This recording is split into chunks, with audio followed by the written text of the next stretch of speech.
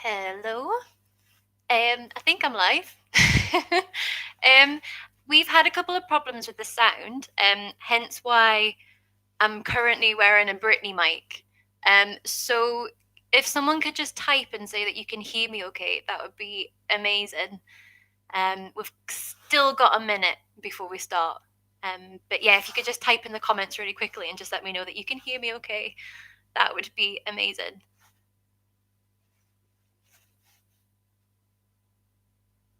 Oh, brilliant! Thank you.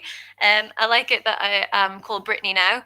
I'm also absolutely boiling because I made the decision to wear my full 14mm wetsuit, as you can tell, because we're about to go on a dive. But yes, I will leave it until about 4 o'clock on the dot, and then I'll get started. But thank you all so much for coming to listen to my talk. There's even people all the way from the Isle of Canna, which is way out on the west coast of Scotland. So, hello, and I pretty much feel like my entire family is watching as well. So, hello to the Hodgsons. Okay, so it is now 4 p.m. So hello everybody. My name is Dr. Isla Hodgson, and welcome to another Earth Live lesson. These have been put together by the phenomenal Lizzie Daly, who's done an absolutely amazing job of gathering experts from all over the world to connect us all with nature and the outdoors, which I think we're all really missing right now, and we could all do with a little bit of escapism. So hopefully that's what I'm going to provide to you today. But before I get started, I wanted to explain a little bit about me. So I am mainly a research scientist. I have a degree in marine biology and a PhD in conservation management. But I also wear many different hats. So I'm a science communicator, a nature writer, and I am also lucky enough to be a wildlife guide for Basking Shark Scotland, which may give you a tiny little hint as to who the star of my show is going to be today. But before we kind of get into some sharky facts, I wanted to kick us off by talking a little bit about their habitat, which is the North Atlantic Ocean. So it is one of the smallest oceans in the world, but it stretches all the way from America right across to us in the UK and in Europe. And I spend a lot of my time in these waters. So Basking Shark Scotland, we take people snorkeling to see marine life, especially to see sharks. And you might think that's a little bit mental when I say that we are based in Scotland, on the west coast of Scotland. You might think that it's a little bit stormy, a little bit grey, and a little bit murky, and very cold. And to be honest, for some of the year, you'd be absolutely right. But for some parts of the year, that actually does look like this. Okay, really happy that worked. So this is not the Caribbean. This is the Isle of Coll in the Outer Hebrides, which is way out on the west coast of Scotland, so just past the Isle of Mull. And this is where we go and take people on our tours. And you can see you've got these kind of beautiful turquoise waters, you've got white sand beaches, and it is one of the most biodiverse places on the planet. Okay. So before we kind of get into some hardcore science, I thought we could all do with using our imagination a little bit. So as you can see, I'm not dressed like a normal person. I actually have my wetsuit on. I've got my fins here. And I have my mask and snorkel ready. I hope you guys do as well. So you can close your eyes if you want. But I just want you to imagine that you are in these waters with us at Basking Shark Scotland. So imagine you've got a great big thick wetsuit on like me. You couldn't sink if you tried, so you're being held up by the lovely Atlantic Ocean. And if you look all around you, look up to the sky, you'll be able to see maybe some gulls flying around, maybe some terns. If you look down into the waters beneath you, you'll be able to see right down to the bottom. Obviously, there's amazing visibility. And see right down to the white sand at the bottom, maybe see some crabs scuttling about, maybe there's some kelp forests, maybe there's some shoals of fish, some sand eels, lots and lots to see. And then all of a sudden, you look up and coming directly towards you is this massive shark fin. And this is what we're looking out for, okay? So we're looking out for the fin of the basking shark. And you might be a little bit nervous, probably understandably so, because the basking shark fin is about 1 meter high, which is, or 3 feet, which is over half of my height, okay? So really massive fin, and that's because it belongs to a really massive shark. So the basking shark is the second biggest species of shark in the world. They average on 8 to 10 meters in length. I don't know if you can kind of see from this picture, but that is about the same length as one of our boats, or maybe a small minibus or a small coach or something like that. But all in all, they're pretty massive. Okay, but there's no need for us to be worried because they're not bothered about us. They're bothered about something much, much smaller than us. And we don't know much about them apart from over winter, they spend their times in very deep water. So there have been cases of them being tracked at about below 1,000 meters. And then around the same time every year, so around June or July, they start to come back up to the surface. And Coll is one of the hot spots, one of the best places in the world to see big aggregations of basking sharks. And that's why we base ourselves there. And to understand why sharks come to this area, what we really need to understand is the ocean current. So if we kind of backtrack a little bit, and I'll forget my trusty globe here. So the Earth, as we know, spins on its axis. And this spinning, to give it its fancy name, is called the Coriolis effect. And that, combined with the winds, generates ocean currents. And these currents are vitally important because what they do is we've got the equator here, which separates the north and the south hemisphere. And as we know, the equator is extremely hot. There's very, very hot conditions there. And the water that gets warmed at the equator is pulled up to the colder northern latitudes by the ocean currents. And one of the most important ones to us is the Gulf Stream. So the Gulf Stream begins right down here in the Gulf of Mexico. Water gets warmed here and gets pulled up right up to our west coast. And now the Gulf Stream is incredibly important because that is responsible for the climate that we have. Without the Gulf Stream, we would have a much colder climate, which after the winter that we've just had, you'll probably agree is quite a terrifying thought.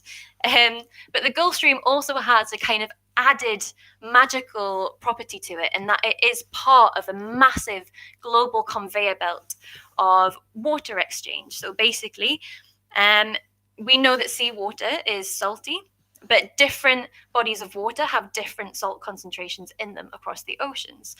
And as that warm water is moving up to the northern latitudes, it loses fresh water through evaporation and basically gets much, much saltier. So as it travels north, it gets much saltier and it gets much colder, which makes it very heavy.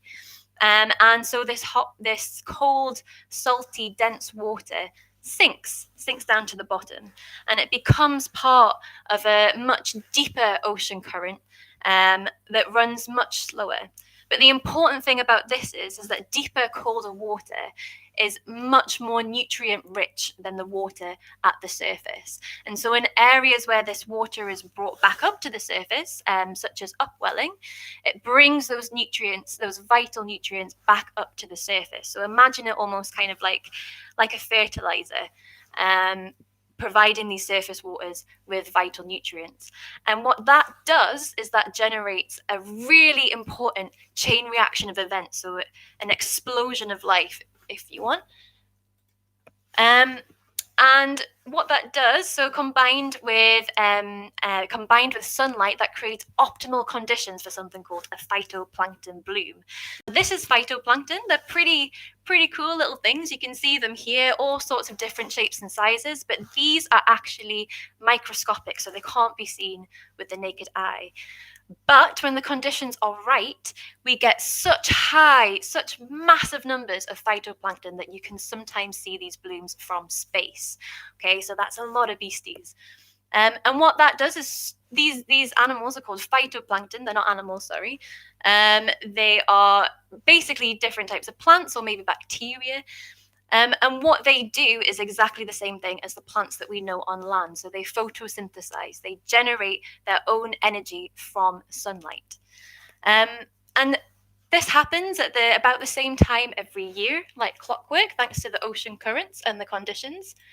And then after that comes a zooplankton bloom. So these guys are animals, very, very tiny animals, so little crustaceans and jellies, and they follow the phytoplankton bloom because these guys eat the phytoplankton.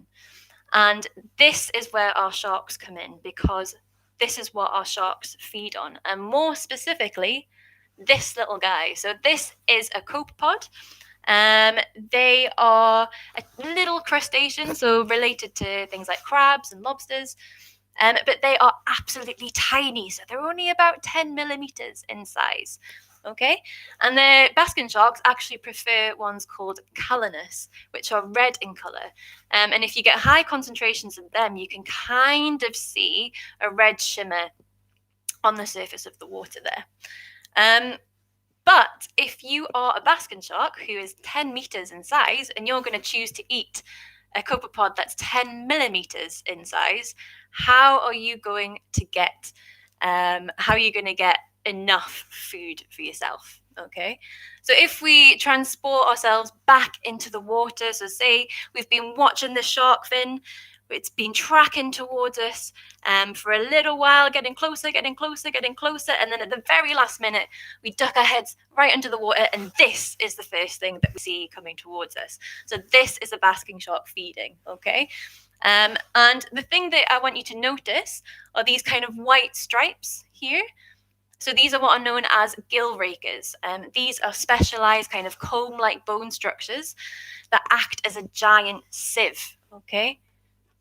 And the Basking shark is what is known as a passive filter feeder, which means it can't suck the water in. So basically what they do is they rely on forward movement. So they swim into the water, sometimes swim into an oncoming tide or a current, and that pushes the water through their mouth and back out through the gills here, which is a breathing mechanism that we find in fish. Okay, but as it does that, the tiny little copepods get stuck in this kind of massive sieve here. And what the Basking shark does is he swims around, mouth wide open, gathers as much copepods as he possibly can, and then eventually takes a massive swallow and swallows it all down. But as I said, they're only a millimeter in size, so you've got to eat a lot of them. So a Basking shark is an absolute feeding machine. And I want you to kind of think about this mouth, for example, is 1 meter wide, can be 1 meter wide. So that's a massive surface area. And I want you to think about maybe how many liters of seawater a Basking shark can filter per hour. And it's probably, the actual number is probably much higher than you think. So it's actually 2.5 million liters of seawater per hour a Basking shark can filter. Which is pretty incredible. And that's the kind of feeding strategy that I would like to be able to do. I'd love to be able to eat that many biscuits in an hour.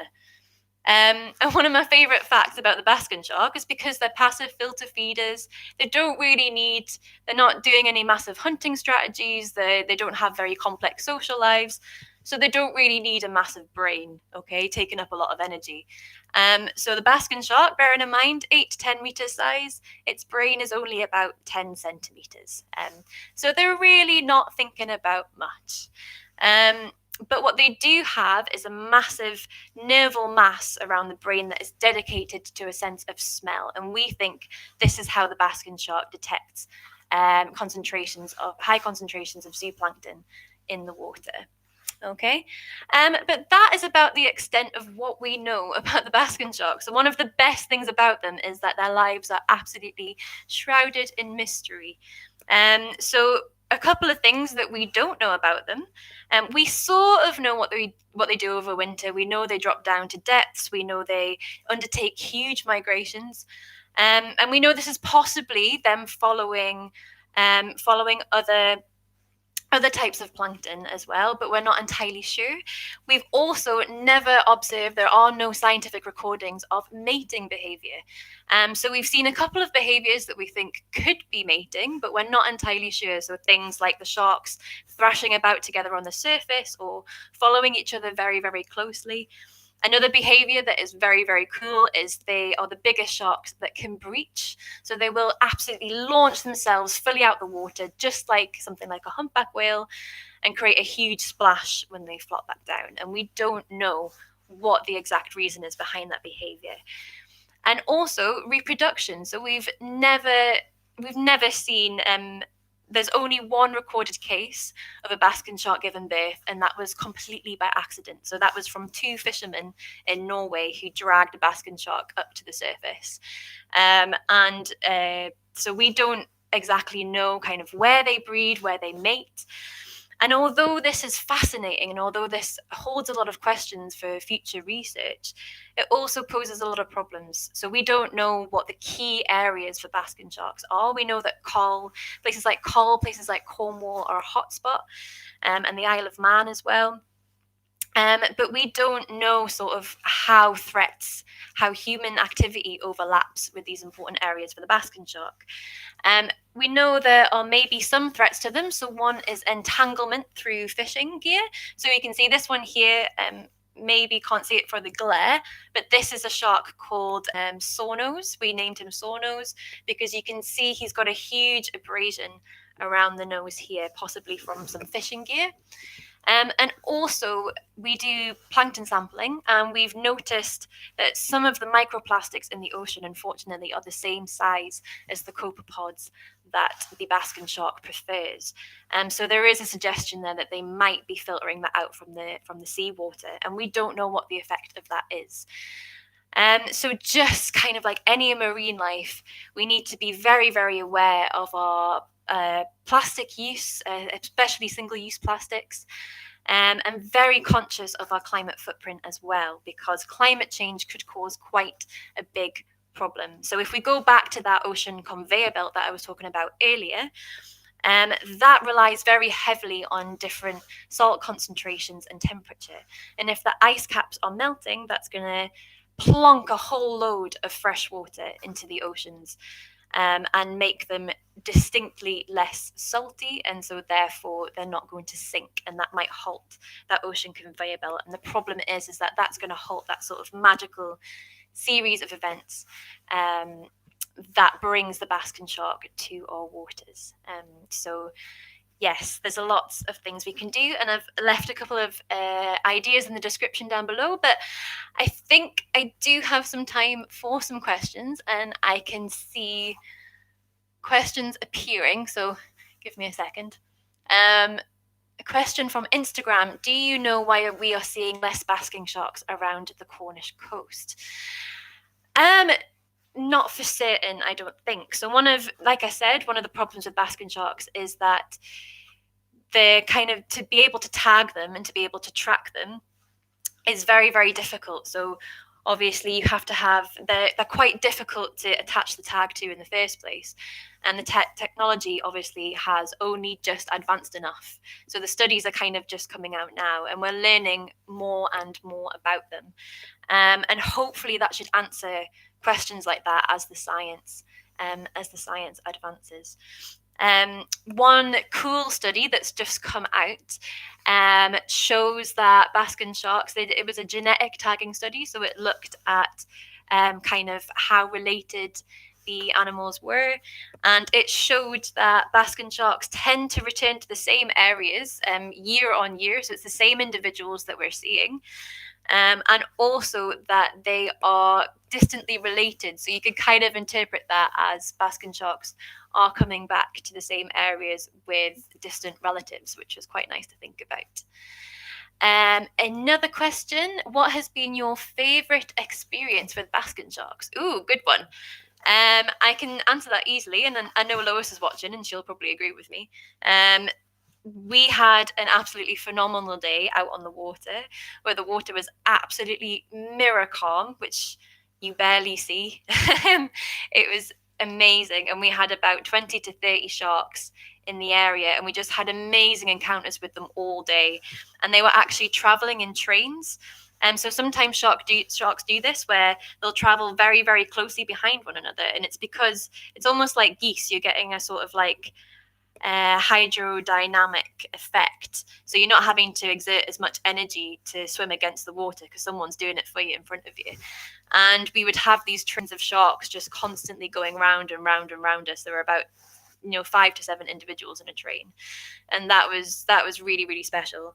And it's also really special when a shark breaches, because you never know when it's going to happen. You can never predict it, but to see an animal that big launch itself fully out the water is pretty incredible. So yes, that was my favorite experiences. Any more questions? Lois is getting emotional. Do we have any idea at all of numbers around the Scottish coast? Not that I'm aware of, I don't think, because again, like I said, we're only just beginning to learn more about them as the technology advances. It's also really hard to tell especially with marine species, especially things like sharks, whether we're seeing individuals more than once and whether individuals are returning to the same area. So things like these kind of abrasions and stuff, they can be really helpful, but we are one of the very, very few groups that actually go in the water with the sharks and monitor them. We do a lot of if we see any unusual markings, we'll record that. If we can sex the shark. So males have claspers underneath, which you can use to sex the shark. So we record a lot of information like that.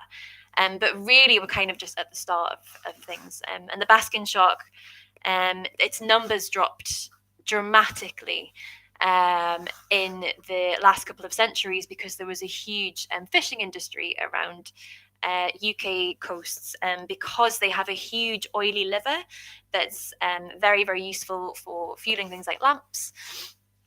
And the Basking shark, sadly, was really, really massively declined by that fishing industry, and we think they're only just recovering now. So so it's hard to tell how many numbers there are exactly, and hopefully we'll get a bigger picture on that as science advances. I'm sort of running out of time, but I will answer one more question. Why is it important to know more about the sharks? Well, because basically, we've all heard of kind of umbrella species and migratory species like the Basking shark. If we put protections in place for them, it's likely to have a kind of knock-on effect on other marine species in the area. And also, if we know more about them, we can know more about which areas are important for them during their summer surface sites, and we can reduce anthropogenic impacts in these areas. So say, for example, it was shown that an area was very, very important for breeding sharks, we could maybe restrict some measures there. And I think that's about as much time as I'm going to have, else I'm going to run completely over time. I'm sorry I didn't have any more time for any more questions. But if you do want to ask me any questions, please feel free. I am Isla_Dawn on Twitter, and I am IslaDawn92 on Instagram. Thank you so very much for tuning in. I hope you enjoyed it. And please make sure to keep up with the rest of the Earth Live lessons. I do believe the next one is on tomorrow at 4 p.m.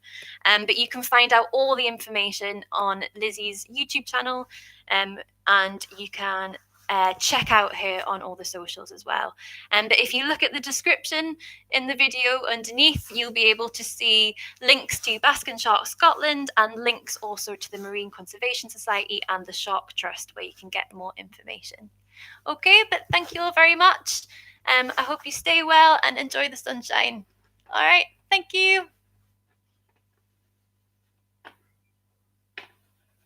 Me trying to work my mouse.